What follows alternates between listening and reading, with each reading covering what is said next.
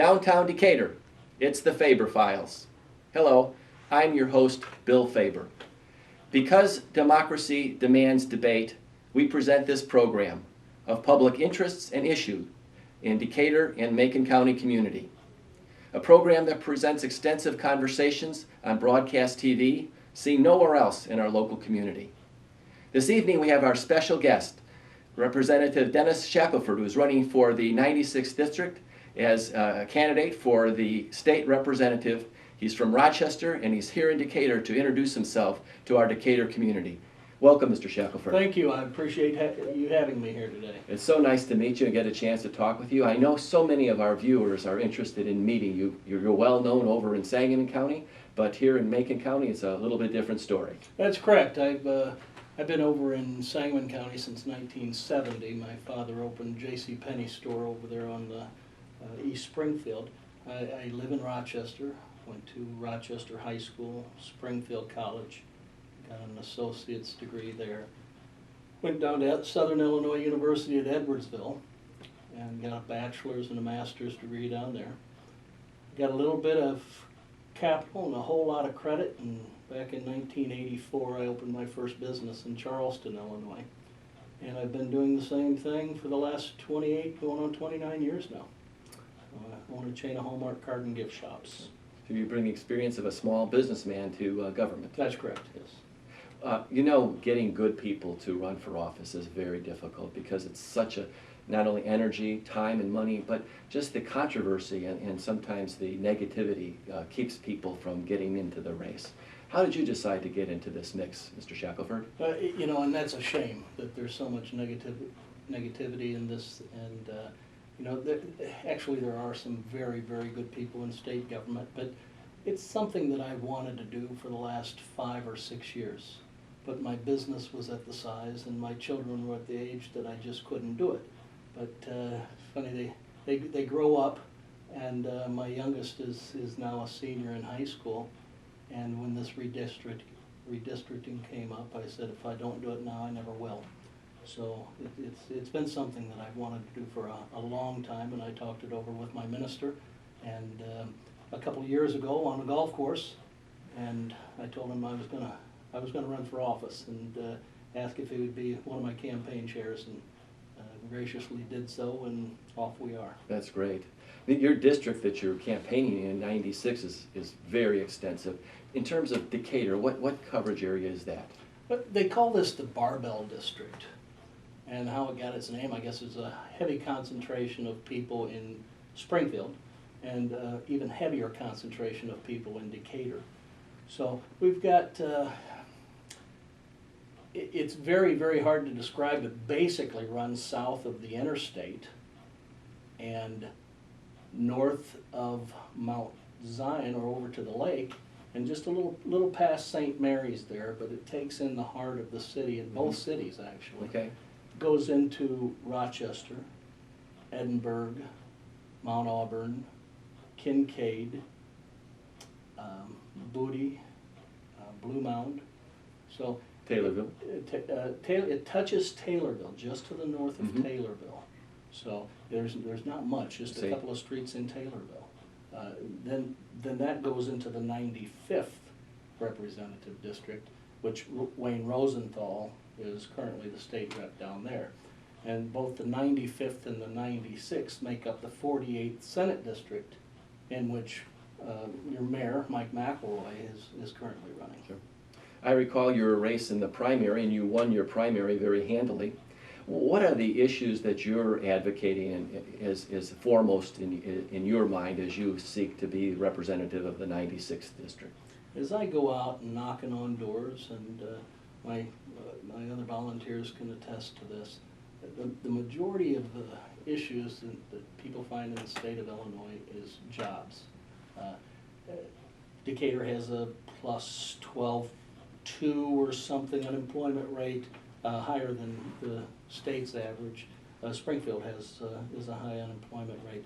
So it's jobs and job creation, and bring business and good paying jobs so people can provide for their families and bring home a paycheck that that they can go ahead and take care of their families Sure. with. And that seems to be the major issue that I've seen. Sure, people are really desperate for that. Yes. What is a good paying job? What kind of wage rate are you thinking when you talk about a good paying job, Mr. Shackleford? Well, it's something that you can support a family with. You Uh-huh. know, it differs depending upon what you're used to, I guess. Mhm. But it's a livable wage that somebody can provide for their families with. Sure, sure. Yes.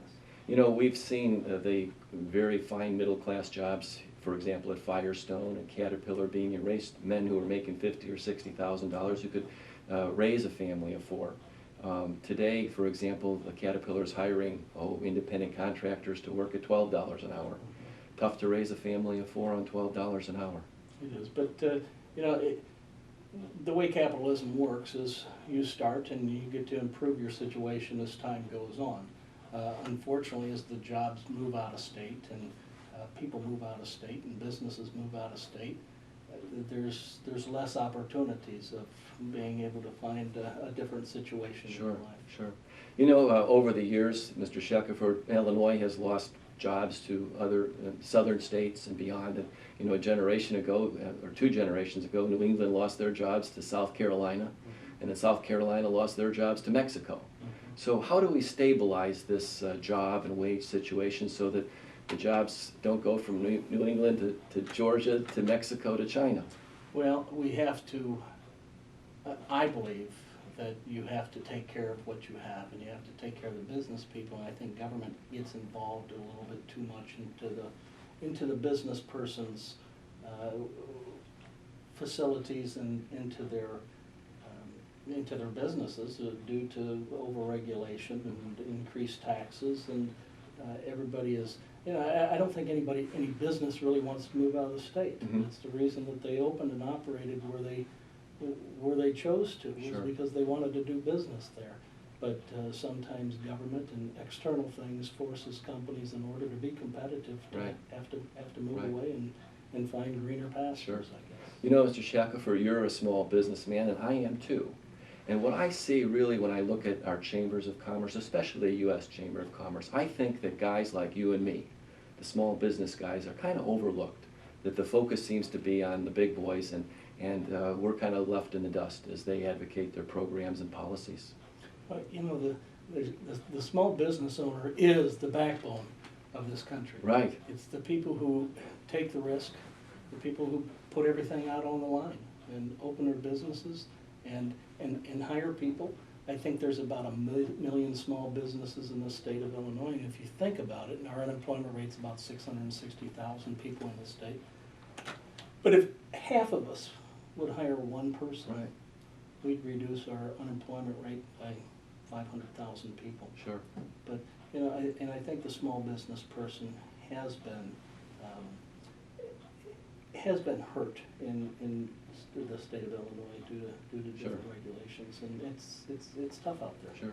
Well, when you're elected to office, I would sure like to see you advocate to maybe reverse the roles, so that the little guy is running the Chamber of Commerce ship instead of the big boys. That would really help us here in Decatur. I am a member of the Chamber of Commerce in all 3 counties.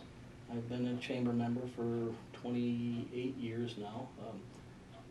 And I just got the endorsement from the National Federation of Independent Business a couple of weeks ago, so. Congratulations. I thank you. I'm very proud of my association and my endorsement from them. Right.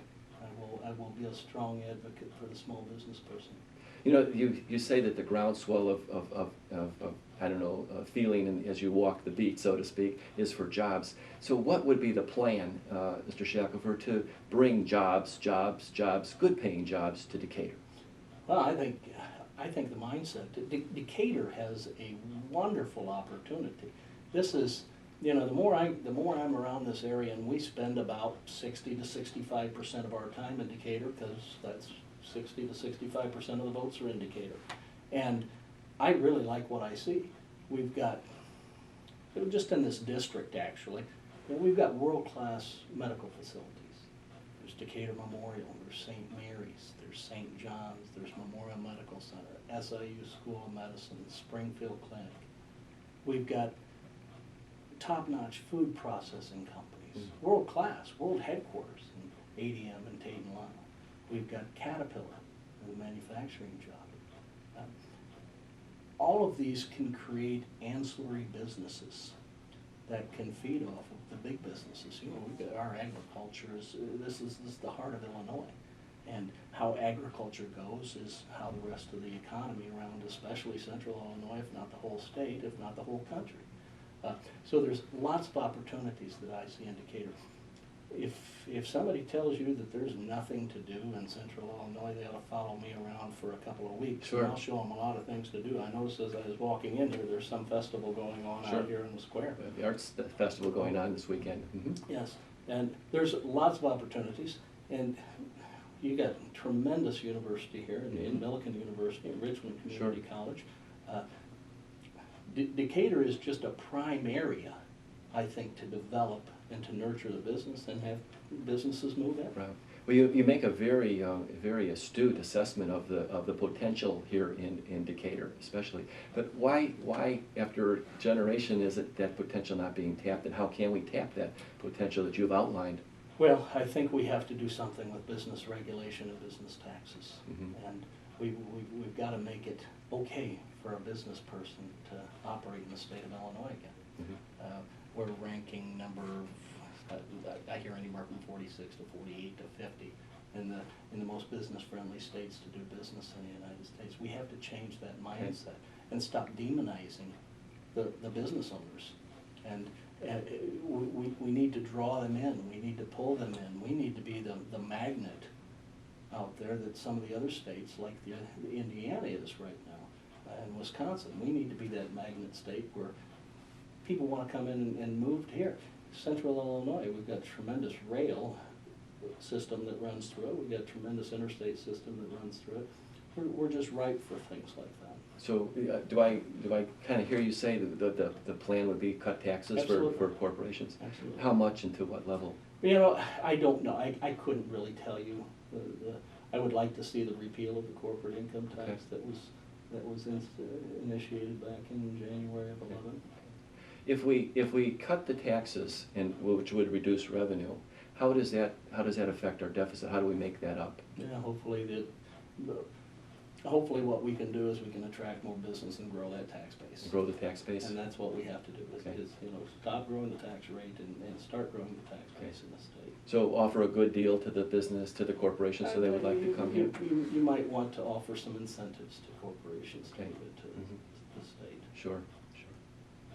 I know for like every manufacturing job, if it costs $1, and I'm throwing these numbers off the top of my head, I think it returns $1.35 or something like that. So it's well worth it and behooves a community in order to do something. So the idea would be, first thought would be to cut taxes to a more attractive business atmosphere. Was there another step involved, or was that the primary formula? Well, I realize there has to be a give and take. And this is not, we've dug ourselves a big hole in the state. And we need to do two things. As you know, as a small business owner, you must generate revenue and you have to cut expenses. And that's the other side of the coin. Sure. Is by cutting the expense out of our budget. Right. It really is kind of a paradox. We need to cut expenses, and yet we need to have a fair living standard for the people in our middle class. And if we don't balance that out, both of us lose. It's tough. Yeah. That's why there's another 117 representatives that would be sitting with me in the House chamber. Sure. And I think that's a lot of our problem right now, is that bills and legislation are voted on not due to its merit, but which side of the aisle brings it up.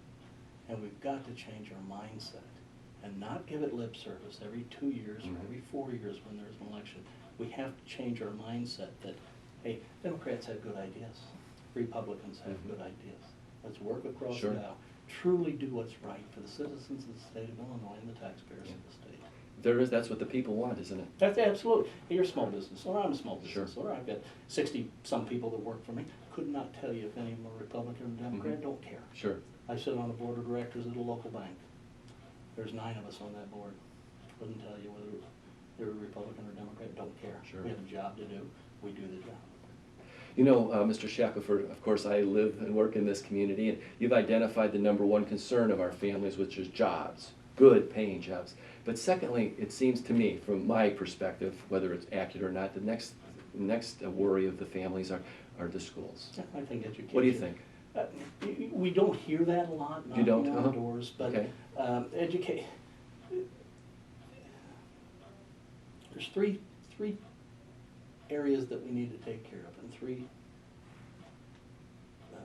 different peoples that we need to really concentrate on. One is our youth. The second is our elderly. Mm. And the third are the people who can't take care of themselves. Government has to do that. Okay. Our biggest asset, our greatest asset, and our future generations are our youth. But yet we're taking funding, creating unfunded mandates in Mhm. schools, putting more on educators, not funding it properly, and we're hurting our school kids. Yes, yes. That's very well said. That's very well said. It's just, it's tragic, the way we treat our educational system. You know, Mr. Shackleford, I'm not a prude, but I think the policy, the public policy of funding education and funding our treasury by gambling and casinos is really a misguided and a misplaced policy. How do you feel?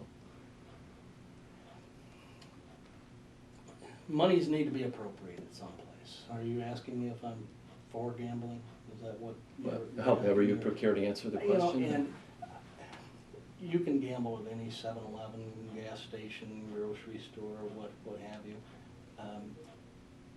People are going to gamble in the state of Illinois, but the funds need to be earmarked someplace. If that's for education, then it needs to go to education. Mhm. If it's someplace else that we're appropriating the money, we need to funnel the money into the education. We need to take care of our children. Yes. So whatever, if that works, then that's what we do. We add it properly. If that works, it all goes into a big pot. Right. And it's appropriated from there. And I think our education should be our top priority. One of the concerns that I think maybe our citizens here in Decatur might have, Mr. Shackleford, is if you are elected to the 96th district, how would you serve Decatur, since your focus of your life and your work is going to be over there in Springfield? Well, we'd have an office over here. Mhm. This would be our home base. I see. Is Macon County. This is where the majority of the people are. I see. I've got an office in my house. I don't need another office Sure. over in Springfield. I've got an office with a pile of papers on my desk as we sit. I just sure don't need another one. So we would have Right. we maintain a headquarters here in Decatur now, and we're renting a headquarters I see. over in Springfield. Most of my headquarters is done on my kitchen table. My wife would absolutely love it if I had a permanent place to put my papers. Yes. So whenever we have a gathering, we have to take the papers off my kitchen table and the precinct walk lists and the literature and Sure. everything else and move it so we can sit down and eat. You know, as you look forward to the future in your role in government, do you have any statesman or politician or political leader that you most admire or that you would like to model yourself after here in central Illinois? Absolutely, my father-in-law, without question. And how's that? I've never been involved in politics in my life.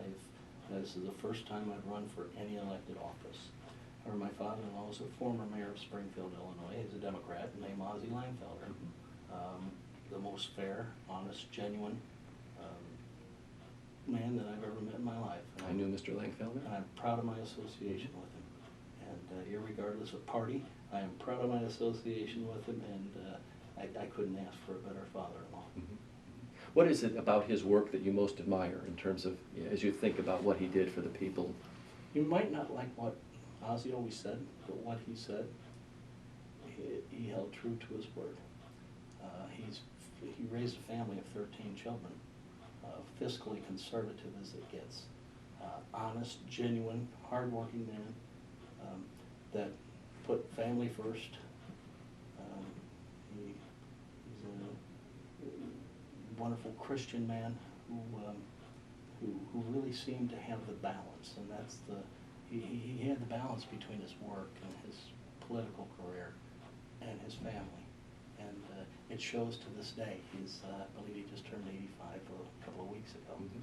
So he's just a tremendous man, and can't say enough good about him. Another issue that sometimes pops up here in the Decatur community, Mr. Shackleford, is the rails. Amtrak or high-speed rail. What are your thoughts about that project? Through Decatur, Well, we'd sure love to see it come through Decatur because we've been missed so many other times. everything has to be funded, everything has to be paid for. I know it's going through Springfield right now, they're talking about the intermodal hub, and I think it's a good idea. To get from St. Louis to Chicago 30 minutes quicker, I'm not sure that we need to expand it too much further than what we're doing right now. I'm not, I've got to see a cost-benefit analysis, but first it's got to benefit the taxpayers, first and foremost. Secondly, the community. Mm-hmm. And thirdly, any of the trains or manufacturers or any of the railroads that would be utilizing it. You know, we had a study session, and the president of Millikan University spoke about this rails transportation, and he spoke of concern for his students, hoping to have some sort of direct public transportation from Chicago to Decatur, because he's very frightened of all the students on the highways and the risk that the highways present to those young kids. I was really surprised and touched by his genuine concern for his students. I had never thought of that. I've never heard that. Nor had the audience, and that's why we were all so Makes impressed. a lot of sense. Yes. Makes a lot of sense, because if you look at the major universities around here too, and with the UOIs and the ISUs and even Edwardsville down in Southern, they do have access to rail that they don't have to drive Sure. an hour to Sure. get to. And if I could just bring one other point while I have your ears, you're special here, Mr. Shackleford. Sometimes some of our folks here who work in Springfield and like to shop in Springfield would love to see some sort of regular public transportation that had a schedule so that they could use it to be transported between here and Springfield. It would really stimulate economic activity between these two urban areas. I think it has merit. It's something, again, that would have to be looked at in the cost-benefit analysis. Sure, sure. So what's your plan as you come down the home stretch here? We're in mid-September and the clock's ticking. You know, we're not going to do anything differently than we've done before. We've wanted to run a nice, straightforward, clean campaign, talk about issues and not about individuals. We'll continue to work hard, meet as many people as we possibly can, because that's what it's about. If nothing happens, nothing else happens out of this race, I've met some tremendous people who I would never have met in my life. And I've made some great friends in all three counties, lifelong friends who I have a lot of respect for. And that's been the best part about it, is just meeting people. Yes. But, and we're going to plan on doing the exact same thing that we started, and we're not going to falter on our mission. Sure, sure. We coming down the home stretch here in terms of our time for tonight's show. Did you have any additional thoughts about money in politics, money in campaigns, how that should be regulated or left alone? Well, I certainly think there should be additional campaign finance. You know, I think there ought to be a set dollar amount for the primary and set dollar amount for the general. And, you know, everybody has the same amount of constituents and everybody is living in that district, so you should be able to just knock on as many doors and meet as many people as you possibly can. I guess the harder you work and the more you message, it's all about message, it's not about money. And if people approve your message, it creates a more informed voter. Sure. And I got into this pretty late. I made my formal announcement on December the 22nd. And there's some people who've been campaigning for 15, 16, 18 months. It's a long election cycle. Yes, it is, isn't it? It's a very long Yes, election yeah. cycle. But I've had the benefit of having managers work for me for 15 years, 19 years, 20 years, and 23 years. So they know what I want to do before I even do it. But and they were very receptive for me doing Get this. about, right. And my family Yes. has been tremendous, letting me have just giving me the honor for this opportunity. Well, Mr. Shackleford, we all win when we have good candidates running. Thank you for being on the Faber Files tonight. Good luck. Thank you so much. I appreciate it.